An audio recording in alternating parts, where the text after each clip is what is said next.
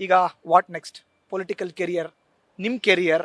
D K Shivakumar ಸಾಹೇಬ್ರು ಹೇಳಿದ್ರು, ನಿಶಾ ಯೋಗೇಶ್ವರ್ ನನಗೂ ಕೂಡ ಮಗಳಿದ್ದಂಗೆ, ಆಕೆ ಮದುವೆ ಮಾಡ್ಕೋಬೇಕು, ಚೆನ್ನಾಗಿರ್ಬೇಕು ಜೀವನದಲ್ಲಿ, ಅದನ್ನ ನೋಡೋ ಆಸೆ ನನಗೆ ಅಂತ ಹೇಳಿದ್ರು. ಅಲ್ಲಿಗೆ ಕಾಂಗ್ರೆಸ್ ಪಾರ್ಟಿ ಡೋರ್ ಕ್ಲೋಸ್ ಆಗಿದೆ ಅಂತ, BJPಗೆ ಹೋಗ್ಲಿಕ್ಕಾಗಲ್ಲ, JDS ನನಗೆ ಗೊತ್ತಿಲ್ಲ. ನಿಶಾ ಯೋಗೇಶ್ವರ್ ಅವ್ರ ತಲೆನಲ್ಲಿ ಅಟ್ ಪ್ರೆಸೆಂಟ್ ಏನು ಓಡ್ತಾ ಇದೆ ಪೊಲಿಟಿಕಲ್ ಕೆರಿಯರ್ ಬಗ್ಗೆ, ತಮ್ಮ ಫ್ಯೂಚರ್ ಬಗ್ಗೆ? ನೀವೇ ನನ್ನ ಮಾತುಗಳನ್ನ ಸ್ಪಷ್ಟವಾಗಿ ಹೇಳಿದ್ದೀರಾ.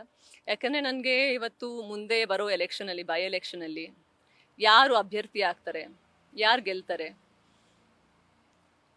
ಗೆಲ್ತಾರೋ ಯಾರು ಸೋಲ್ತಾರೋ, ನನ್ನ ತಂದೆ ಆಗಿರ್ಬೋದು, ಇಲ್ಲ ಸುರೇಶ್ ಸರ್ ಬಂದರೆ ಅವರಾಗಿರ್ಬೋದು, ಇನ್ಯಾರೋ JDS ಕಡೆ ಬಂದರೆ ಅವರಾಗಿರ್ಬೋದು, ನನಗೆ ಯಾವುದು ಅದರ ಲಾಭ ಇಲ್ಲ.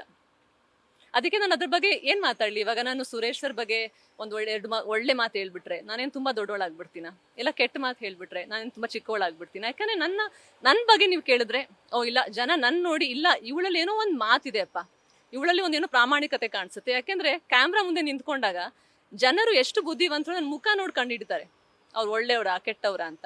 ನನ್ನ ಮುಖ ನೋಡಿ ಕಂಡುಹಿಡಿಬೋದು, ಅದೇನೋ ಅಷ್ಟೊಂದು ಟೈಮ್ ತಗೊಳ್ಳಲ್ಲ. ಜನ ನಿರ್ಧಾರ ಮಾಡಿದ್ರೆ ಇಲ್ಲ ಇವಳು ಅಭ್ಯರ್ಥಿ ಆಗಬೇಕು, ಇಲ್ಲ ಇವಳು ಮುಂದೆ ಬರಬೇಕು, ಆ ಜಾಗ ನನ್ ಕೊಟ್ರೆ ಅವಾಗ ನಾನು ಮಾತಾಡ್ಬೋದು. ಇಲ್ಲ ನನ್ನ ಆಲೋಚನೆ ಇದು, ನಾನು ಸಮಾಜಕ್ಕೆ ಇದನ್ನ ಮಾಡಕ್ಕೆ ಇಷ್ಟಪಡ್ತೀನಿ, ನಾನು ರಾಜಕೀಯವಾಗಿ ಮುಂದೆ ಬಂದು ಇದನ್ನ ಬದಲಾವಣೆ ತರಕ್ಕೆ ಇಷ್ಟಪಡ್ತೀನಿ, ನನ್ನ ಬಗ್ಗೆ ನಾನು ಹೇಳ್ಕೋದು ಹೊರತು ಇನ್ನೊವ್ರ ಬಗ್ಗೆ ನಾನು ಏನು ಹೇಳಕ್ ಸಾಧ್ಯ? ನನಗೆ ನಿಮ್ಮ ಈ ಒಂದು ವಿಚಾರ ಎಲ್ಲ ನೋಡ್ತಿದ್ರೆ ಎಲ್ಲೋ ಒಂದು ಕಡೆ ಮಾಜಿ ಮುಖ್ಯಮಂತ್ರಿಗಳಾದಂಥ ಬಂಗಾರಪ್ಪ ಅವ್ರ ಕುಟುಂಬ ನೆನಪಾಗ್ತಾ ಇದೆ. ಯೋಗೇಶ್ವರ್ ಅವ್ರ ಕುಟುಂಬದಲ್ಲೂ ಕೂಡ ಯಾವುದೋ ಒಂದು ಕ್ಲಾರಿಟಿ ಇಲ್ಲ ಅಂತ ಅನ್ನಿಸ್ತಾ ಇದೆ. ಈಗ ನ್ಯೂಸ್ ಫಸ್ಟ್ ನಿಶಾ ಯೋಗೇಶ್ವರ್ ಅವ್ರ ಜೊತೆ ನಿಂತ್ಕೊಂಡಿದ್ದೆ ಆದರೆ ಖಂಡಿತವಾಗ್ಲೂ ಯೋಗೇಶ್ವರ್ ಅವ್ರನ್ನ ಬಂದು ಕ್ಯಾಮ್ರಾ ಮುಂದ್ಗಡೆ ತಾವು ಕೂಡ ಪ್ರಶ್ನೆ ಮಾಡ್ತೀರಾ ಹೇಗೆ? ನಾನು ಮಾಡೋ ಅವಶ್ಯಕತೆ ಇಲ್ಲ ಪ್ರಶ್ನೆ, ಯಾಕೆ ನಾನು ಅವಾಗಲೇ ಪ್ರಶ್ನೆಗಳು ಇಟ್ಟಿದ್ದೀನಿ ಮುಂದೆ, ನನ್ಗೆ ಅದಕ್ಕೆ ಅವಾಗಲೇ ಉತ್ತರಗಳು ಸಿಕ್ಕಿಲ್ಲ. ಇನ್ನು ಪ್ರಶ್ನೆಗಳು ಮಾಡಬೇಕು ಅಂತಂದ್ರೆ ನೀವು ಮಾಡಬೇಕು. ಯಾಕೆಂದರೆ ಸತ್ಯನ ಸ್ಪಷ್ಟ ಮಾಡಬೇಕಾಗಿರೋದು ನೀವೆಲ್ಲರೂ. ನಿಮ್ಮೆಲ್ಲರಿಗೂ ಸತ್ಯ ಗೊತ್ತಿರುತ್ತೆ, ಆದರೆ ನೀವೇನಕ್ಕೆಲ್ಲ ತೆಗ್ದಿಡಲ್ಲ ಎಲ್ಲರ ಮುಂದೆ.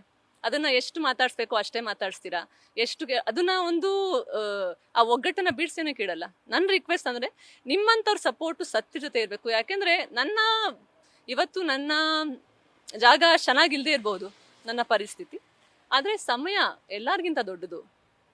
ಎಲ್ಲರ ಜಾತಕನ ತೆಗ್ದು ನೋಡ್ಬಿಡಿ, ಸಮಯ ನಿರ್ಧಾರ ಮಾಡುತ್ತೆ ಯಾವತ್ತು ಯಾರ ಮೇಲೆ ಹೋಗ್ತಾರೆ, ಯಾರು ಕೆಳಗೆ ಮಾಡಿ. ನಾನು ನನ್ನ ಸಮಯ ಕಾಯ್ತಾ ಇದ್ದೀನಿ. ನೀವು DK ಶಿವಕುಮಾರ್ ಅವರ ಗುರುಗಳ ಹತ್ರ ಹೋಗಿದ್ದೆ ಅಂತ ಒಂದು ಪದ ಹೇಳಿದ್ರಿ. ನಿಶಾ ಯೋಗೇಶ್ವರ್ ಯಾರ ಜೊತೆ ಇರ್ತಾರೋ ಅವ್ರ ಜೊತೆ ಗೆಲುವು ಅಂತ ಕೂಡ ಅವರು ಹೇಳಿದ್ರು ನನಗೆ. ಹಾಗಾದರೆ ಈಗ CP ಯೋಗೇಶ್ವರ್ ನಿಶಾ ಯೋಗೇಶ್ವರ್ ಅವ್ರನ್ನ ದೂರ ಮಾಡ್ಕೊಂಡಿದ್ದಾರೆ ಅಥವಾ ಮಾತಾಡ್ತಿಲ್ಲ, ಒಂದು ಅಂತರವನ್ನು ಕಾಯ್ದುಕೊಂಡಿದ್ದಾರೆ, ಹೀಗಾಗಿ ಅವ್ರ ರಾಜಕೀಯ ಜೀವನದಲ್ಲಿ ಹಿನ್ನಡೆಯನ್ನು ಅನುಭವಿಸ್ತಿದ್ದಾರೆ ಅಂತ ಅನ್ಸುತ್ತಾ?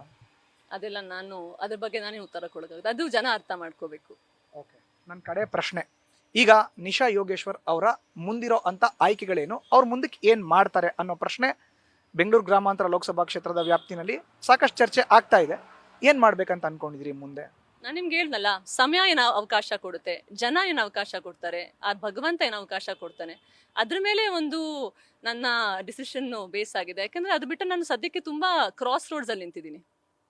Thank you madam, all the best. ಇದು ಒಟ್ಟಾರೆ ನಿಶಾ ಯೋಗೇಶ್ವರ್ ಅವರ reaction. Camera person Murali Kumar ಜೊತೆ ಮಧುಸೂದನ್, ನ್ಯೂಸ್ ಫಸ್ಟ್ ಕನ್ನಡ, ಬೆಂಗಳೂರು.